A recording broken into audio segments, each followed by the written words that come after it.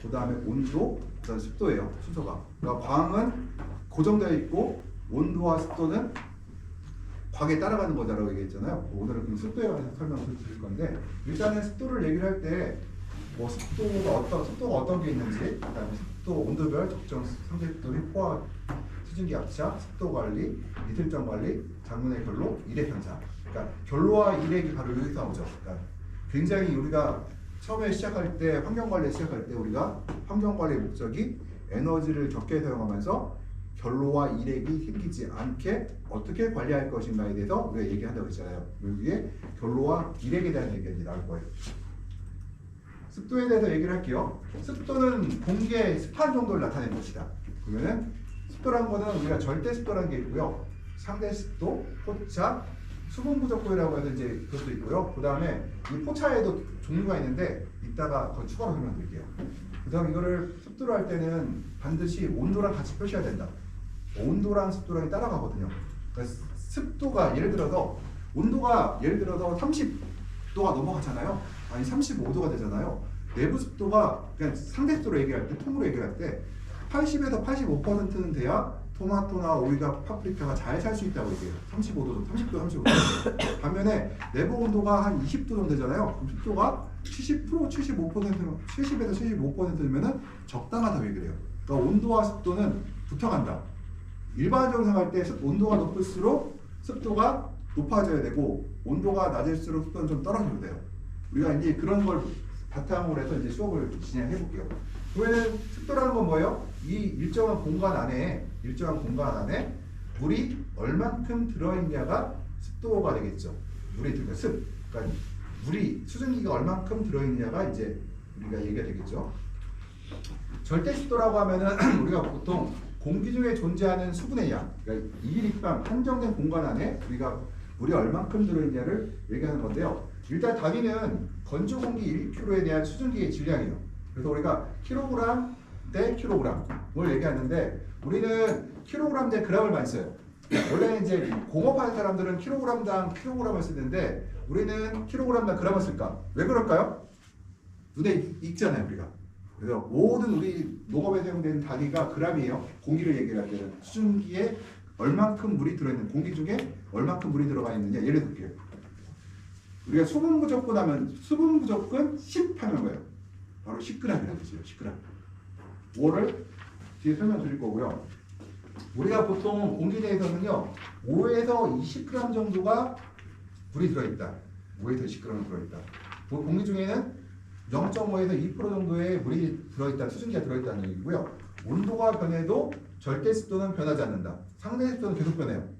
상대 습도가 변하기 때문에 우리가 온실 온도가 높을수록 습도가 올라가야 된다는 이유가 바로 절대 습도는 변하지 않기 때문에 이거들이요. 상대 습도는 변하지, 절대 습도는 변하지 않기 때문에 우리가 온도가 높을수록 상대 습도는 올라가야 된다 이렇게 얘기를 해요. 그러면 우리가 이제 킬로그램 했잖아요. 보통 우리가 공기 건조 1kg에 실제로 수증기가 얼마큼 들어있냐를 따지는데 상대 습도는 뭐냐면은 실제 증기, 그러니까 포화 습도에서 공기가 완전히 포화됐을 때에 비해서 현재 공기가 얼만큼 들어있느냐에 따라서 우리가 그걸 상대 습도라고 해요. 그래서 일도가 보통 같은 절대 습도라고 하면은 1도씨만 상승하게 되고요. 상대 습도는 2에서 5% 정도 낮아진다고 얘기를 해요.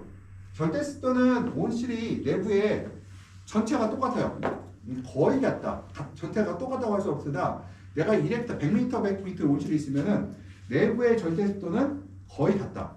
문 1m하고 저 끝터울의 100m하고 절대 습도는 거의 같아요. 왜 그럴까요? 우리가 물리학 법칙에 보면 확산 법칙이 있어요. 옛날에 우리가 아보가드로 법칙 옛날에 물리학 배웠어요. 화학시간인가 물리학 배웠어. 그 법칙에 하면은 밀도가 높은 곳에서 낮은 곳으로 분자가 이동하게 돼 있거든요. 그러다 보니까 수증기 입자들은 이 안에서 확산에 의해서 전체가 골고루 퍼져 있어요. 그러면 왜 어느 구역은 물이 생기고 물이 안 생길까요? 상대 습도가 구역의 온도에 따라서 변한다는 거예요. 상대 습도가. 그래서 같은 절대 습도가 있는데 추운 구역의 상대 습도는 올라가야 내려가요? 올라가겠죠. 반대 같은 온도가 높은 구역은 더 떨어지겠죠. 그래서 우리가 절대 습도로 일단 우리가 이거를 얘기하는 게 절대 습도는 온실 전체에 똑같다고 얘기를 해요. 그러면은 여기 20도씨에서 킬로그램당 14.7g 이거는 절대 습도에서 포화 습도를 얘기하죠. 그러니까 14.7g까지 물이 들어가 있어요. 그러면은 여기서 실제 수증기가 14.7kg예요. 수증기랑 차이가 없어요. 그러면 이거는 상대 습도가 100%가 되겠죠. 반면에 이제 14.2kg, 2g이 들어있어요. 그러면 얘랑 얘랑 1.5g의 차이가 나니까 어떻게 돼요? 실제로 상대 습도는 90%가 나오겠죠. 밑에는 10도씨로 볼게요. 10도씨에는 보면은 7.6g 정도가 물이 들어갈 수 있는데 여기에 7.6g이 들어있으면은 어때요? 0이죠. 그러면은 상대 습도는 100%이고 그러면은 6.9g이라고 하면 0.7이잖아요. 그럼 얼추 10%가 나죠. 그러면 상대 습도 90%예요. 그럼 얘를 보게 되면은 물량은 전혀 다르잖아요. 이게 물 같은 90%인데 공기가 갖고 있는 물의 양은 전혀 다르다. 전혀 다르죠. 이것들이요. 전혀 다르다. 이것들이. 우리가 보면은 절대습도와 상대습도 얘기를 할게요. 20도씨에 우리가 킬로그램당 0.84 입방미터가 있다고 쳐요. 그러니까 1kg의 공기는 보통 우리가 1.1에서 1.25 정도, 보통 1.2 정도, 그러니까 공기 1kg은 일반적으로 우리가 1.2 입방미터의 공기라고 얘기해요. 일반. 이거 달라지죠? 어떻게 다르니까 공기의 무게는? 공기의 부피는? 공기가 1kg인데 부피는 달라져요. 그러니까 온도가 높을수록 어떻게 돼요? 부피가 커지죠. 그러니까 결국 뭐예요? 최적이 1kg의 그 부피가 더 커질 테고요. 물방울 얘기할게요. 습도가 높은 공기가 더 부피가 커질까요? 아니면은 습도가 낮은 공기가 더 부피가 커질까요? 습도가 높은 공기가 더 볼게요. H2O 우리가 H2O예요. 공기는 N 그냥 O2라고 할게요. O2. 그러면 H2는 분자값이 18이고 옥트는 36이에요. 32. 그러면은 어떻게 돼요? 공기가 무거워요? 물이 무거워요? 공기요. 공기가 무겁죠. 그러니까 결론은 물이 많을수록 부피가 맞아. 더 커진다. 아, 같은 1kg을 갖고 있는 공기의 부피는 물이 많을수록 온도가 높을수록 부피가 커진다는 거예요. 이건 변동한다 이것들은. 그러니까 머릿속에 그렇게 알고 시작할게요. 그러면 여기 볼게요. 15도씨에서 상대수가 90% 여기서부터 20도씨인데 킬로그램 0.84 입방미터예요. 그러면은 이게 34도로 올라가면요 부피가 킬로그램당 0.88 입방미터로 커지고 부피는 팽창하고 동일한 무게라고 하면은 절대습도는 어떻게 될까요? 절대습도는 7g이라고 하면은 절대습도가 7g이에요. 그러면은 이 안에서의 습도는 떨어지겠죠. 예. 떨어지겠죠. 그러면 어떻게 되냐면 15도씨에서 상대습도가 90%인데 여기다가 열을 가해서 부피를 팽창시키게 되면은 포화 증기압은 올라가겠죠. 온도가 높을수록 공기 중에 물을 갖고 있을 능력은 늘어나요. 그러면은 절대습도는 동일하죠. 얘는 변하지 않는 거니까. 그다음 상대습도는 상대적으로 떨어지겠죠. 그러면은 온도가 올라가게 되면 어떻게 돼요? 온실의 공기는 보다 떨어지겠죠. 열을 받게 되면 공기의 부피가 어떻게 돼요? 더 팽창하겠죠. 이것들이요. 우리가 이런 거 그래서 우리가 고온일수록 상대습도가 낮아진 이유는 에너지가 들어가면 수증기가 많이 움직이고 수증기가 더 늘어날 수가 있기 때문에 상대습도는 낮아진다는 거죠. 절대습도는 고정되어 있기 때문에.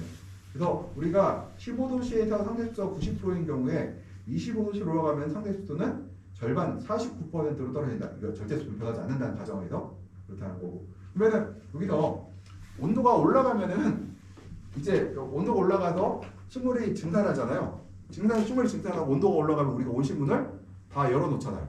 열어놓으면은 내부의 습도가 온도가 올라가서 떨어지는 것도 있지만 우리가 문을 열어두면은 왜 건조해질까요? 습도가 나가서. 그렇죠. 습이 왜 나가요? 바로 이거예요. 우리 산소나 질소, 그러니까 N2는 질소잖아요. 예. 질소는 28이에요. 그러면은 어떻게 돼요? 얘네에 비해서 얘가 훨씬 가벼우니까 먼저 가벼운 것들을 먼저 바깥으로 빠져나가겠죠. 그래서 온실은 문을 여는 순간부터 온실의 습도는 떨어져요. 항상. 그러니까 문을 열었다 그러면은 한낮에 내가 환기를 시켰다 그러면은 온실의 습도가 떨어졌구나 얘기하면 돼요. 문을 닫으면 어떻게 돼요? 온실의 습도가 올라갔구나 이렇게 생각하면 돼요. 그래서 보통 우리가 이 습도 관리를 할 때 제가 이제 가장 그냥 되게 쉽게 말하는 것 중에 하나가 내가 온실의 온도가 상승해서 환기를 시작하는 순간부터는 내가 온실의 습도를 어떻게 하면 끌어올릴까 고민을 하고 내가 온실의 문을 보온을 위해서 온실의 문을 닫기 시작하면은 내부의 습도를 어떻게 하면 떨어뜨릴 수 있을까를 고민을 한다 그래요. 이거를. 그러니까 문을 닫으면 무조건 습도는 올라가고 문을 열어놓으면 무조건 떨어져요. 식물의 살기에 적합하지 않다. 이것들이. 또 이런 관리는 기본적으로 우리가 습 관리할 때 열고 닫는 거에 따라서 이제 얘기를 하고 있고요. 우리가 이제 수분 부족을 우리가 HD라고 해야 되고 수분 부족이라고 해요. 휴미디티 디피시트라고 써있죠. 습도 부족이라는 건데 이거는 입방미터당 g으로 표해요. 1입방미터에 공기가 물이 얼만큼 부족하다. 이 단위를 꼭 기억하고 있어야 돼요. 입방미터당 g이에요. 입방미터당 g. 그러면은 20도씨를 따져볼게요. 그러니까 수분 조건은 수분이 부족한 포화습도에 비해서 포화습도가 20g을 갖고 있는데 20g 가질 수가 있는데 내가 실제로 전체적으로 10g이다 그러면 어때요? 우리가 HD가 10이라고 읽어요.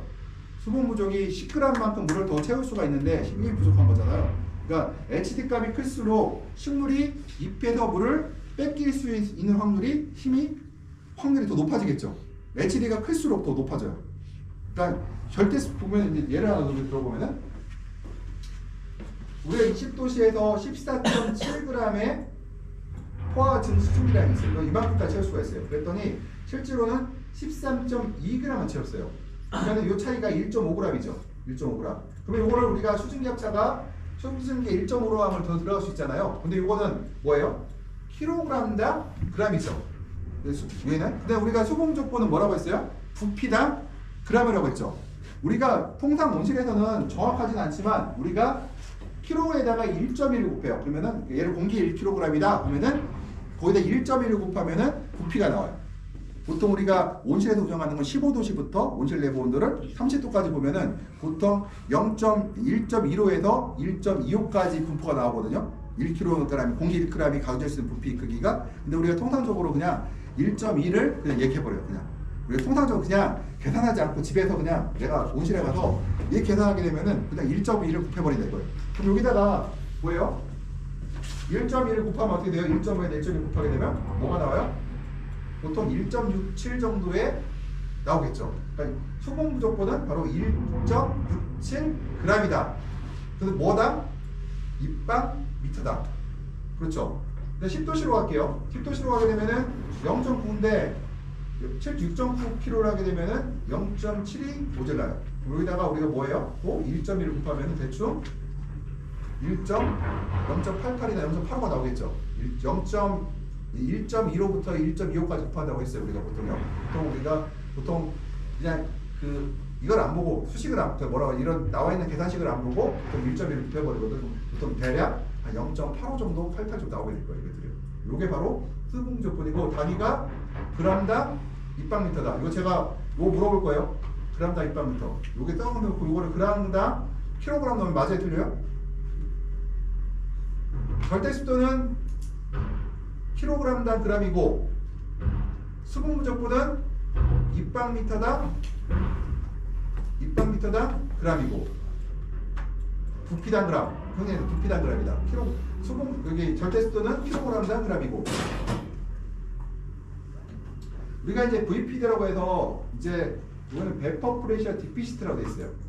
나중에 이제 디퍼런스 개념은 제가 2학기 때나 시간이 날 때 이제 알려줄 건데요. 이 디피시트라는 얘기는 이건 식물의 체온을 고려하지 않고 그냥 식물의 표면 온도와 공기 온도가 같다는 조건 하에서 우리가 VP니까 포차라는 개념을 쓰고 있거든요. 그래서 지금도 포차라고 하면 일반적으로 디피시트를 얘기해요. 근데 저희가 요즘은 포차를 사용하지 않고 베퍼 프레셔 디퍼런스라는 개념을 쓰고 있거든요. 일단은 과거에 쓰였던 현재까지 쓰고 있는 VPD에 관련해요.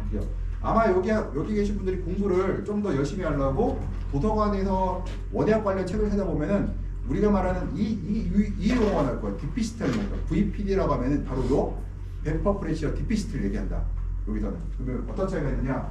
나중에 제가 말하는 또 다른 베퍼 프레셔 VPD가 또 있거든요. 그건 바로 포화 수증기압과 실제 수증기압차. 그러니까 수증기의 압력을 얘기해요. 수증기의 압력은 이걸 알고 있어요. 수증기압. 우리가 VP가 베퍼 프레셔라는 얘기가 수증기 압이라는 뜻이거든요. 베퍼, 수증기의 프레셔가 압력인데 수증기의 압력은 두 가지만 생각하면 돼요. 온도와 습도. 온도가 높을수록 상대 습도가 높을수록 베퍼 프레셔는 올라간다. 온도가 떨어지면은 VP 수증기압은 떨어진다. 습도가 떨어져도 수증기압이 떨어진다. 온도가 높고 습도도 높으면은 수증기압은 올라간다. 그거 생각하면 돼요. 이거는 부피가. 그러면은 부피랑 상관없어요. 예? 부피가 올라가 부피가 커지면 기압차도 커지는 거. 아 이거는 아니죠. 이건 입방미터로 따지니까 고정됐어. 이거는 입방미터에서 따지면 1입방미터로 따지는 거 100% 그러니까 수증기압이에요. 수증기압. 이거는 부피랑 아무 상관. 부피가 커졌다는 얘기는 그냥 의미가 없어요. 예, 이건 입방미터랑 얘기를 할 때, 그러니까 이거는 킬로파스칼이나 그러니까 이름을 바를 사용하는데요. 포화 수증기압은 뭐예요? 완전히 물이 꽉 찼을 때죠. 내가 그러니까 아까 뭐라고 했어? 온도가 20도씨인데 똑같 얘도 20도씨, 얘도 20도씨인데 얘는 100%, 얘는 50%예요. 그러면은 당연히 수증기압이 누가 높아요? 20도씨. 얘가 높겠죠. 얘가 높겠죠. 얘는. 그래서 온도가 근데 반면에 똑같이 50%인데 얘는 18도고 얘가 20도예요. 그러면 어떻게 될까요? 얘가 높겠죠. 똑같이 50%라고 하면. 그래서 압력이 셀수록 압력이 세려고 하면 온도가 높을수록 공기의 온도가 높고 공기의 습도가 높을수록 수증기의 압력은 강해진다고 생각하면 돼요. 이거는 아마 여기 저기 재배사 중에 초보 재배사 몰라 잘 실제로. 그래서 이거는 우리 학교 학생들만 알고 아니면 재배사 중에서도 뭐라고 해야 되나? 재배사 중에서도 일종의 조금 정규교육이라고 해야 되나? 좀 그러니까 학교에서는 안 배웠는데 전문 외국 컨설턴트한테 배운 거기서 그런 과정들이 있었어요. 거기서 배운 사람들은 이 개념을 하는데 일반 대학에서는 안 가르쳐요. 개념으로. 근데 일단은 우리가 압력이 커질수록 이제 올라간다고 얘기했어요. 그래서 보통 VPD하고 HDA, 그러니까 수분 부족분의 차이를 보면은 보통 HDA에다가 0.14를 곱하면은 VPD라고 얘기를 해요. 그러니까 그래서 HD가 10이다. 그러면은 뭐예요? 0.14를 곱하면 VPD가 1.4 킬로파스칼이 나오겠죠. 킬로파스칼이 압력 단위예요. 킬로파스칼이 이거 미리 봐도 뭐예요? 봐도 압력 단위죠. 우리 압력 게이지 보면 바가 나오거나 킬로파스칼이 나와 있어요. 보면 아마 내일 금요일 날 가셔갖고 그 보게 되면은 그 양액기계 그 게이지 보게 되면은 미리바하고 킬로파스칼로 표시된 거 볼 수가 있어요. 이것들이요. 그래서 압력 게이지라고 보시면 되고 이번에는 여기다가 20도씨의 온도에 포화 수증기량은 14.7g이 나요. 근데 실제 수증기량 얘는 14.7이고 얘는 5.8이에요. 그러면은 얘가 상립성 100% 40이잖아요. 그럼 포차가 1.4가 나오잖아요. 1.4에다가 그러니까 수분 부족분 얘는 보면 수분 부족분이 10.2가 나오잖아요. 여기다가 여기 0.14를 곱하게 되면은 대략 포차가 1.3이 나오죠. 수분 부족분에다가 1.4를 곱하면은 뭐예요? 포차입니다. 네, 그렇죠. 그럼 제가 여기다가 0.14라고 아이오도 안 하고 중간고사에다 요걸 이렇게 놓고 수증기압만 딱 이렇게 수분 부족반에 써줄 거예요. HD를 안 써도. 그러면 뭐 해야 돼요? 대략 여기서 칸을 채우려고 하면 여기 칸을 채워놓으면은 요거에다가 0.14를 곱해갖고 하면 되죠. 내가 0.14를 요거 표시해놓을게요. 지수 이거는 우리가 뭐 상수라고 하거든요. 변하지 않는 거는 상수라고 해놓고 요것만 바꾸면 되잖아요. 우리가 내가 학생들의 평가 뭐라고 하지? 꼭 알아야 될 것만 계속 얘기하는데 이렇게 해서 그냥 한번 지나가면 좋겠다. 그러니까 포차를 얘기를 할 때 다습이 뭐 VPD 값이 0.35 낮에는 0.28 이하가 좋고 다습이 줄 거예요. 그러니까 이하일 때 다습하다고 하고 수보 조건은 뭐 2.5, 2.0 이하라고 하는데 적정은 0.4, 0.7, 3에서 뭐 7 정도 얘기를 하고 있어요. 그러면은 요게 이제 차이가 뭐가 있냐면은 얘는 하나가 뭐가 있냐면 얘가 식물체가 물을 빨아먹는 능력에 대한 게 빠져 있어요. 여기서 이거는 이 VPD라는 거는 이 포차라고 개념은 빠졌다. 베퍼 프레셔 디피시티라고 해서 요거는 빠져 있는 상태다. 뭐가 빠졌다? 식물체 상태가 빠지고 오로지 온도와 습도만 갖고 계산한 거거든. 그러니까 이게 식물을 그러니까 객관적인 평가는 그러니까 예를 들어서 야 이온실이 건조하구나 습하구나는 VPD 값과 수분 부족분을 우리가 알 수는 있으나 식물이 실제로 건조하거나 습하다고 느끼는지는 알 수 없다. 그거는 식물의 상태를 보고 알 수 있다. 그거는 알 수가 없다. 그건 이건 뭐다? 우리가 그냥 데이터상으로 이온실은 건조하다 습하다 정도만 알 수 있고 식물이 실제로 그렇지는 우리가 확인해 봐야 됩니다.